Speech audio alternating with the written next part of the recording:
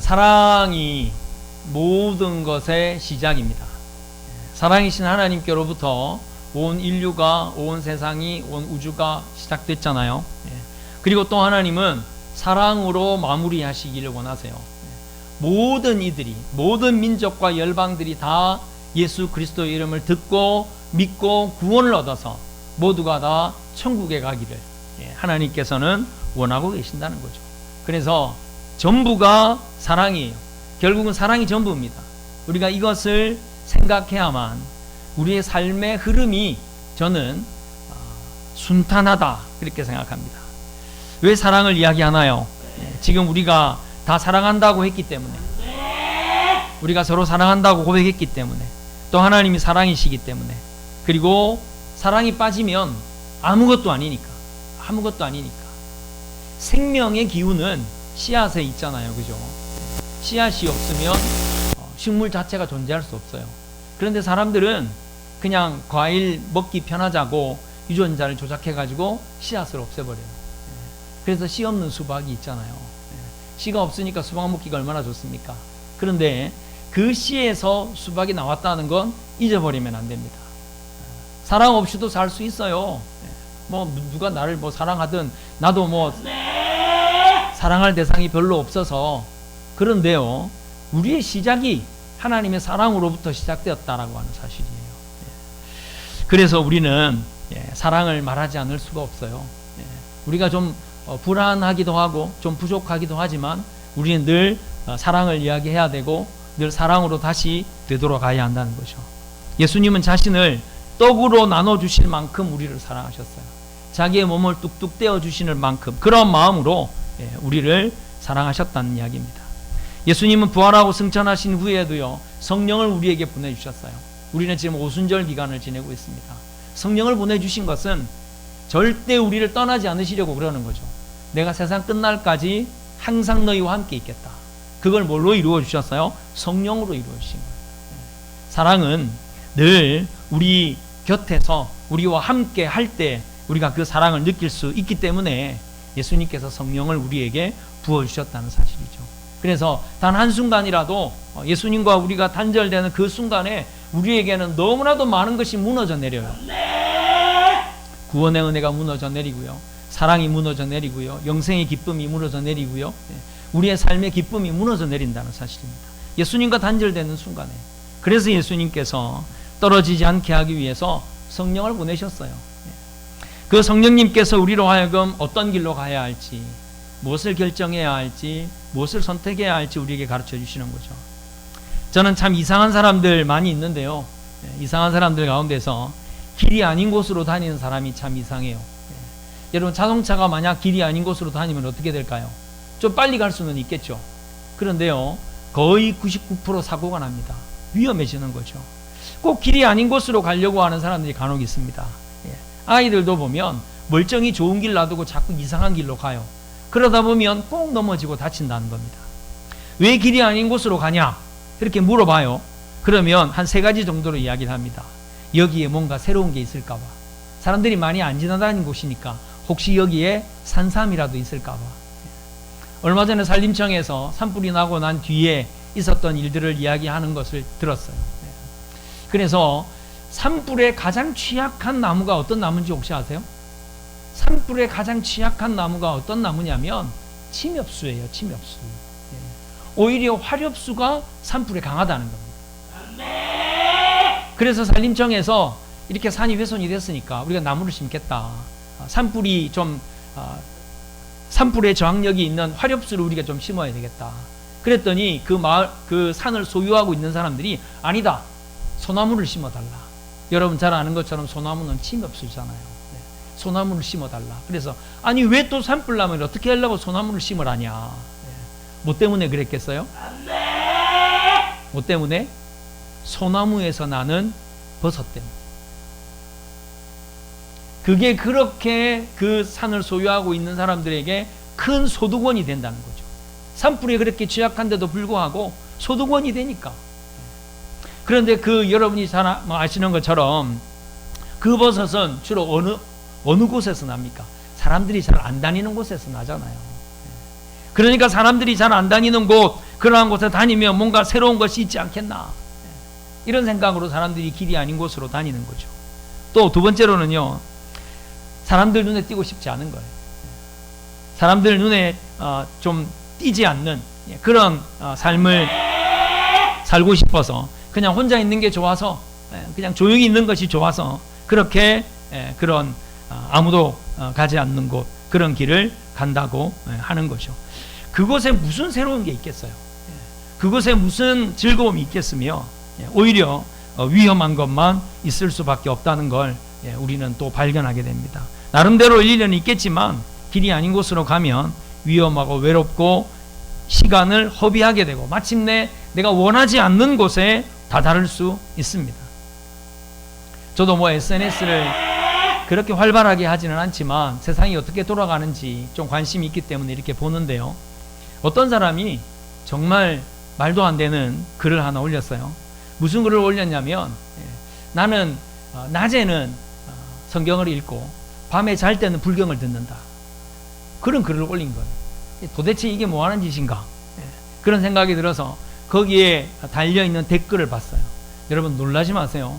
그 댓글 중에 상당수 많은 사람들이 무슨 이야기를 하는 줄 아십니까? 종교는 다 똑같아, 가다 보면 도착하는 곳이 그냥 다 한 곳이야. 여러분 그렇게 생각하는 사람들이요, 의외로 이 세상에 너무나도 많다는 사실이에요. 여러분들 집에 불경이 있습니까? 여러분 집에 혹시 부처상 같은 거 있나요? 아마 저는 적어도 우리 교회 성도들은 그런 분이 없으리라고 생각합니다.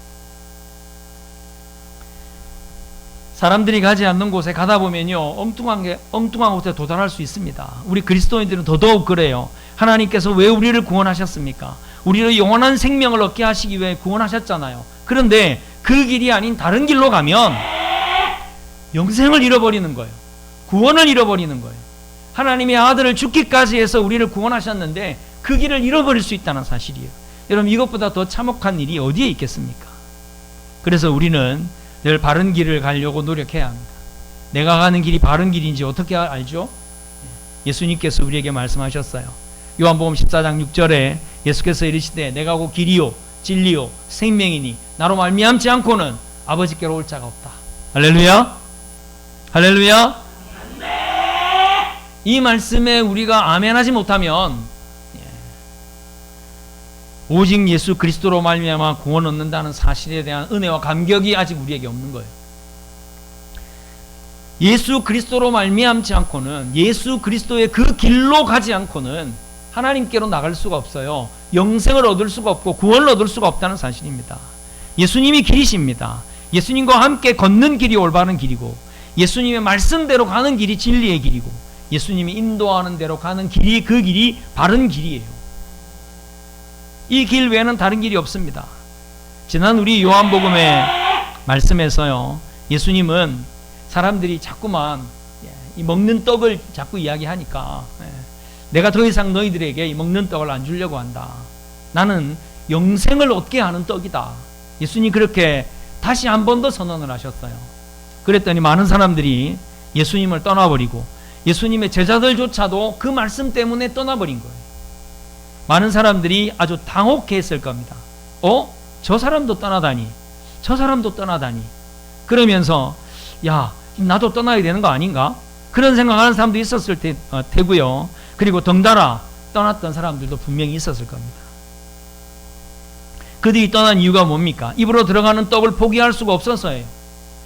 예수님께 나오니까 늘 먹을 것이 풍족했고, 예수님과 함께 자니까 잠자리가 따뜻했고, 예수님과 함께하니 사람들로부터 칭송을 받았어요. 그래서 그 달콤함 때문에 예수님을 따랐다는 이야기예요. 예수님께서 제자들이 예수님을 따르려고 할 때 인자는 머리 둘 곳이 없다. 그 이야기는 나는 정해져 있는 잠자리가 없다. 그 이야기예요. 그렇다고 예수님께서 제자들을 그 추운데, 그 들짐승들이 우글거리는 데서 제자들을 재웠겠습니까?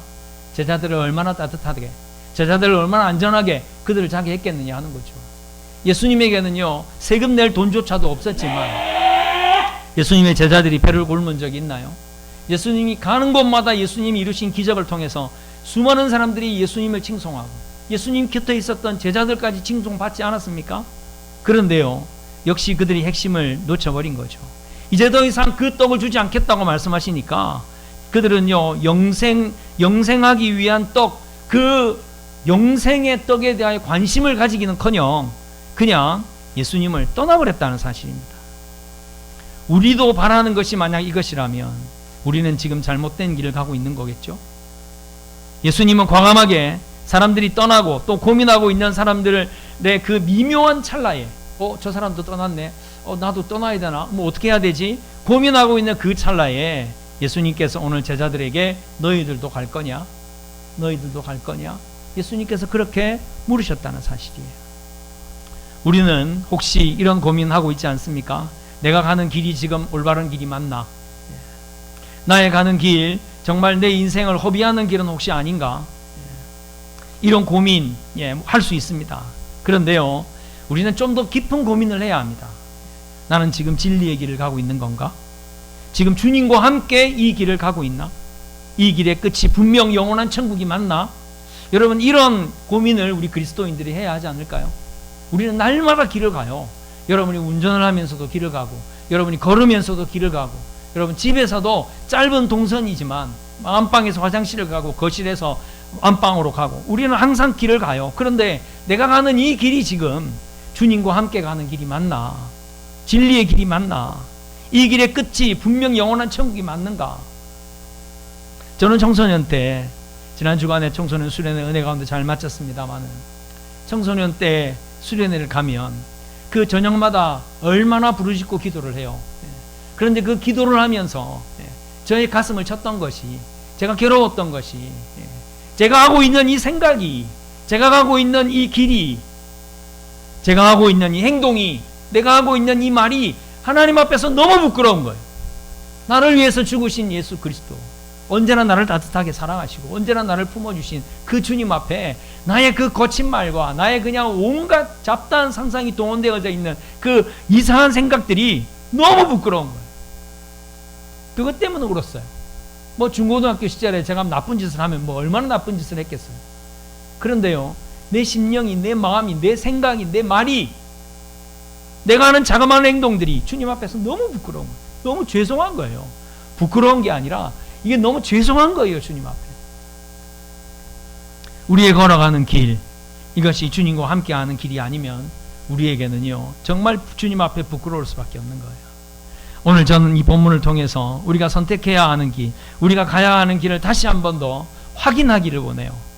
오늘도요, 베드로가 정말 탁월한 대답을 합니다.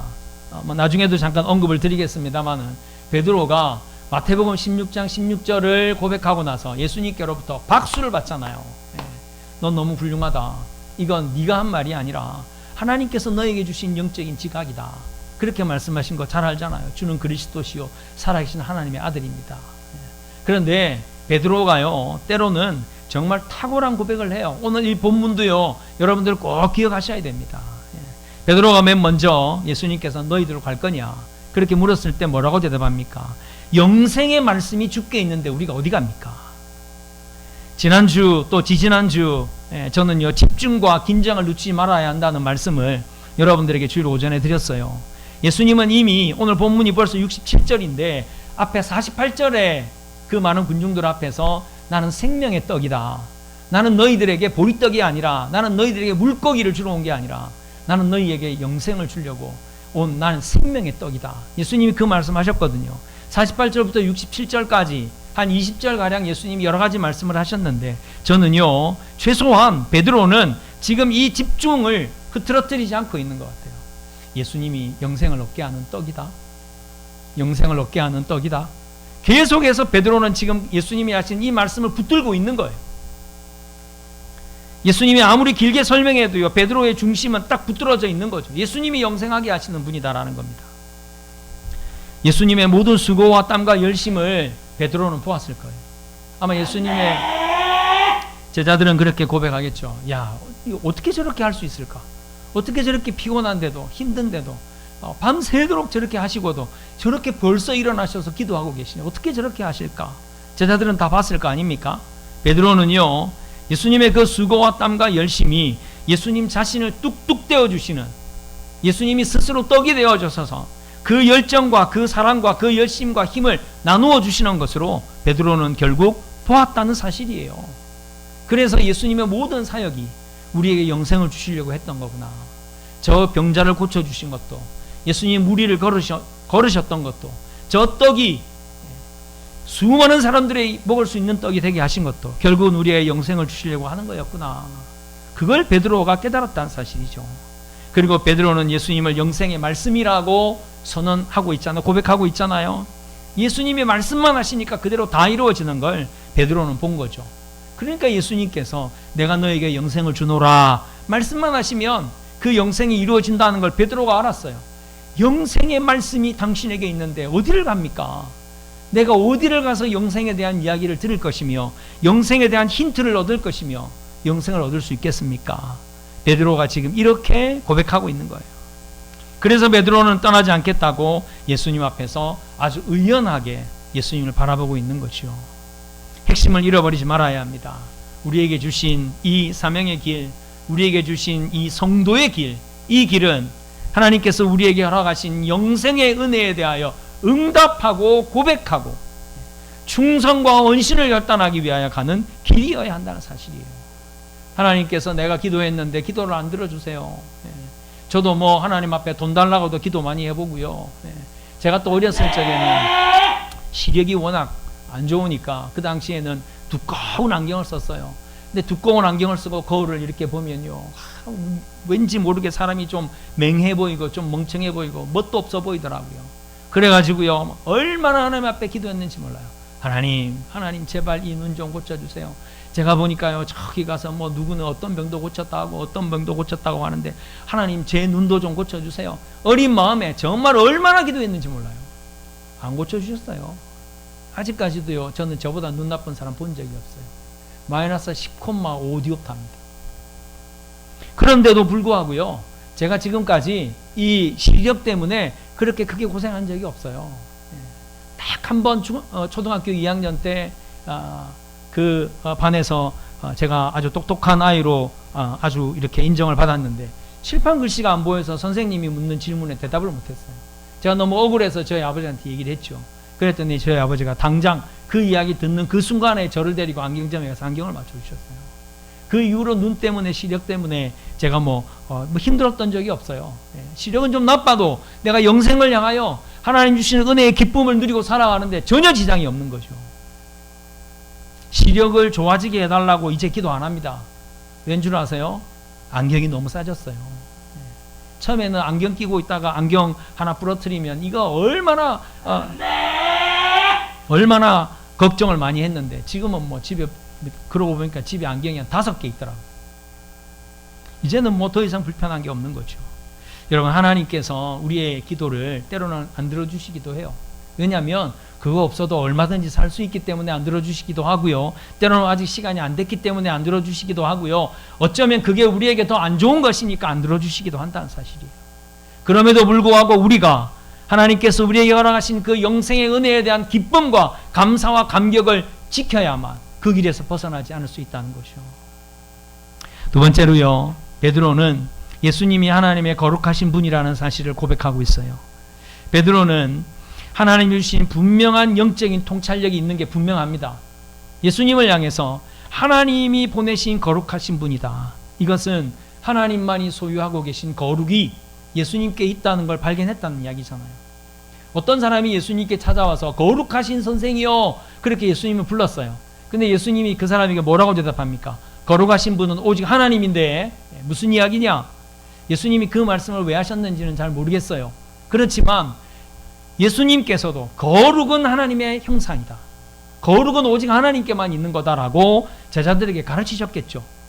그런데 베드로는 예수님을 바라보는 그 순간에 예수님의 그 표정에서, 예수님의 그 말씀에서, 예수님의 그 행동에서 예수님에게 있는 거룩함을 발견했다는 거죠. 베드로가 얼마나 많은 사람들을 만났겠어요. 저는 베드로와 같은 성격을 가졌다면 정말 친구가 어마어마하게 많을 것 같아요. 그런데 베드로는 어느 누구에게서도 하나님의 거룩함을 보지 못했어요. 오직 예수님께만 하나님의 거룩함을 본 거죠.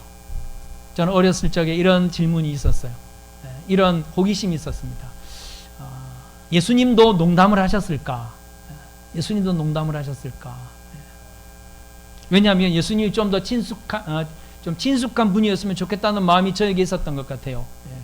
그런데요, 저도 뭐 농담하는 거 좋아하고 사람들 좀 웃게 하는 거 좋아합니다만은, 그런데 그게 때로는 큰 후회가 되더라고. 난 농담으로 한 건데 이 농담이 이상하게 어떤 사람에게, 특별한 부류의 사람에게는 상처가 될 수도 있더라는 거죠. 저는 예수님은 농담 안 하셨을 것 같아요. 왜냐하면 3년밖에 안 되는 그 짧은 그 시간에 하나님의 사랑을 전하셔야 하는데, 하나님의 은혜를 전하셔야 하고, 단 한 명의 생명을 구원하셔야 되는데 예수님 농담하셨겠어요? 베드로가 그걸 본 거예요. 예수님의 모든 삶 속에 거룩함이 묻어있고 거룩함이 뿜어져 나온다는 걸 보았다는 사실입니다. 그래서 베드로는 이 거룩하지 않으면 영원한 천국을 들어갈 수 없는데, 예수님에게서 거룩한 하나님의 형상을 발견했고, 예수님을 떠나면 영생을 얻을 수 있는 거룩함을 찾을 수 없다는 것을 그는 발견했다는 사실이에요. 여러분, 우리의 거룩이 우리의 행동을 통해서 이루어지는 게 아니에요. 예수 그리스도를 영접하고 성령으로 충만하기 위하여 노력하고 애를 쓰는 걸 통해서 우리에게 이 거룩함이 이루어진다는 사실이에요. 주님을 떠나지 않아야만 진정한 거룩을 우리가 이룰 수가 있다는 거죠. 그래서 주님과 함께 가야 하는 겁니다. 마지막 세 번째로요, 베드로가 이것을 믿고 알았사옵나이다 이렇게 표현하고 있어요. 이 아주 짧은 문장에서 제가 얼마나 큰 깨달음을 깨달았는지 몰라요. 사람은 본능적으로 뭔가를 알려고 해요. 알려고. 저는 TV에서 가끔 뉴스를 보면서 기자들이 하는 보도, 기자들이 하는 그 보도의 내용을 보면서 조금씩 이렇게 움찔움찔할 때가 있어요. 굳이 저런 이야기까지 할 필요가 있을까? 지금 분명히 재판 중인 걸로 알고 있는데 저 기자들은 재판의 내용을 어떻게 알고 저렇게 이야기하는 걸까? 그러면서 이제 물어보는 거죠. 당신 이거 어떻게 알게 됐냐? 꼭 이런 것까지 말해야 되냐? 그러면 늘 하는 이야기가 있어요. 여러분도 알 겁니다. 알 권리. 국민에게는 알 권리가 있다. 우리는 국민의 그 알 권리를 충족시켜야 할 의무가 있다. 그렇게 이야기합니다. 여러분, 아는 것이 그게 그렇게 중요한가요? 여러분, 알려고 하면 알려고 할수록 점점 더 미궁에 빠지는 것이 인간이 가지고 있는 지식의 체계인 것 같아요. 베드로는 분명 베드로도 예수님이 누군지 알고 싶었을 거예요. 뭐 알려고 하는 욕구야 누구든 있으니까. 그런데요, 이 베드로는 먼저 알려고 하지 않았다는 사실이에요. 오늘 본문에 보세요. 어떻게 해서 알게 됐다고 이야기합니까? 믿었기 때문에 알게 되었다라고 이야기해요. 할렐루야. 믿었기 때문에 알게 되는 거예요. 하나님이 보이지 않기 때문에. 우리가 하나님을 믿지 않으면 절대 하나님을 알 수가 없어요. 그래서 사실 세상 사람들에게는 예수 믿어야 천국 간다, 하나님을 믿어라 하는 이야기가 밑도 끝도 없는 이야기처럼 들릴 수 있습니다. 그런데 우리가 일단은 믿어야 알 수 있어요. 이게 하나님이 가진 전 우주적인 법칙입니다. 믿지 않으면 알 수가 없어요. 베드로는 예수님이 메시아라는 사실을 믿고 있는 거죠. 베드로는 예수님께서만이 우리에게 영생을 주실 분이라는 사실을 믿었다는 사실입니다. 믿으니까 그게 뭔지 알게 되더라는 거죠. 그렇게 예수님처럼 살고, 그렇게 예수님처럼 희생하고, 그렇게 예수님처럼 단 한 가지만을 선포하면서 베드로가 그렇게 살았던 것이 아니겠느냐 하는 거지요. 예수님이 영생의 떡이심을 베드로는 이렇게 고백하고 있는 거지요. 영생하게 하는 말씀이 당신에게 있는데 내가 어디 가겠습니까? 나는 당신이 그런 분이라는 걸 믿었기 때문에 나는 당신이 생명의 떡이라는 것을 알게 되었습니다. 이렇게 고백하는 거예요. 예수님도요, 가르치시기 전에 먼저 선포하셨습니다. 먼저 선포하셨어요.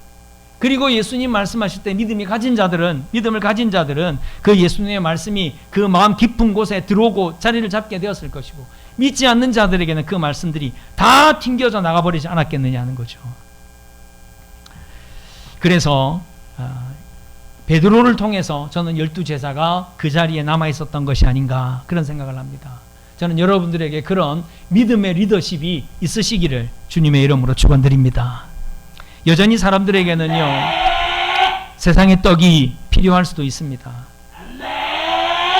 여러분도 세상의 떡 먹어봤잖아요. 먹어도 또 먹어야 되고, 더 많이 먹어야 되고, 더 좋은 것 먹어야 되고, 먹기만 하는 게 아니라 이제는 그걸 좀 자랑도 해야 되고, 자랑할 뿐만 아니라 그게 좀 돈이 돼야 되고, 그게 나에게 이익이 돼야 되는 그런 세상을 지금 우리가 살고 있잖아요. 이게 세상이 이칠하지만 그것이 정말 우리를 행복하게 하는가 하는 겁니다. 끊임없이 욕구와 복잡한 머리 싸움을 해야 하는 참혹한 세상에 던져지는 우리의 모습 밖에는 남는 것이 없는 거지요. 예수님은 수가성 여인에게 이렇게 말씀하십니다. 이 물을 마시는 자마다 다시 목마르려니와 내가 주는 물을 마시는 자는 영원히 목마르지 아니하리니 내가 주는 물은 그 속에서 영생하도록 솟아나는 샘물이 될 것이다. 그 여인이 만약 그런 물이 어디 있어요? 라고 했거나 별 이상한 사람 다 보겠네. 그리고 그 자리를 떠났다면 이 여인의 남편은 그 이후로도 계속 바뀌었을 것이고 이 여인은 계속해서 매일 사람들의 눈을 피하며 그 우물에 왔어야 했고 확신 없는 예배로 그의 영혼은 메말라서 견딜 수가 없었을 것이다. 결국 영생을 잃어버린 삶을 살았겠죠. 그러나 그 여인은 예수님의 그 말씀에 나에게도 그런 물을 주십시오. 다시는 물을 떨어오지 않아도 되도록, 다시는 세상 것 때문에 갈증이나 견딜 수 없는 영혼의 갈증에 빠지지 않도록 나에게도 그 물을 주십시오. 그래서 그 여인은 자신을 돌아보게 됐고 예배의 가치를 알게 됐고 그분이 예수 그리스도시라는 사실을 깨닫고 지금까지는 등 돌리고 지금까지는 얼굴도 안 보고 지금까지는 없는 사람 취급하며 살았던 온 동네 사람들을 향해서 오늘날 내가 메시아를 만났다, 복음을 전했던 것 아니겠냐 하는 것입니다. 예수님은 생명의 떡이십니다. 우리를 영생하게 하실 분이에요. 이분을 떠나면 우리는 아무것도 할 수 없습니다. 주님과 함께 가야 진정한 승리의 길을 갑니다. 이제 우리 사랑하는 성도님들, 주님을 더 사랑하고 주님 말씀 더 깊이 묵상하시고 주님의 명령에 순종하고 생명의 양식으로 늘 풍족해서 이 진정한 기쁨의 길을, 이 진정한 행복의 길을 나아가시는 모두가 되시기를 주님의 이름으로 축원드립니다.